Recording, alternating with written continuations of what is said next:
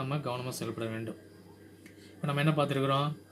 நல்லாசிய நட்சத்திரம் பார்த்தாச்சு, வனப்பகை நட்சத்திரம் பார்த்துட்டோம், வைநாசி நட்சத்திரம் பார்த்துட்டோம். அடுத்தது உங்களுக்கான உணவு முருங்கைக்காய்.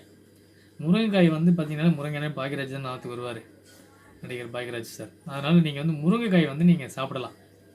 நீங்கள் வந்து முருங்கைக்காய் வாங்கிட்டு போய் கோயில் அன்னதானத்துக்கு வந்து நீங்கள் கொடுக்கலாம். அது சிறப்பான ஒரு பணம். உங்கள் கையால் முருங்கைக்காய் வாங்கிட்டு போய் கோயில் அன்னதானத்துக்கு வந்து காய்கறிலாம் வாங்கி கொடுக்குறோம் இல்லையா, அரிசி பருப்பு வாங்கி கொடுப்போம் இல்லைங்களா, அதேமாரி முருங்கைக்காய் வாங்கிட்டு போய் நீங்கள் கொடுத்துட்டு வந்தீங்கனாலே உங்களுக்கு சிறப்பான பலன் உண்டு. முருங்கைக்காய் நீங்களுமே வாரத்தில் 2-3 நாள் சாப்பிட்டுட்டே இருக்கலாம். நல்லது தான் முருங்கைக்காய் சாப்பிட்றது, சாப்பிடுங்க. லட்டு, இனிப்பு வகையில் பார்த்தீங்கன்னா லட்டு, ஆயில நட்சத்திரத்துக்கு லட்டு. ஏன்னா ஆயில நட்சத்திரத்தில் பிறந்தவங்க தானே கேது. ஆயில நட்சத்திரத்தில் ஆயில நட்சத்திரம் பார்த்தீங்கன்னா புதனுக்குரிய நட்சத்திரம். ஆனால் அவங்க பார்த்தீங்கன்னா விநாயகர் வழிபாடு அதிகமாக செய்வாங்க. நீங்கள் செக் பண்ணி பாருங்கள், கடகராசியில் பிறந்து ஆயில நட்சத்திரத்தில் இருந்தாங்கன்னா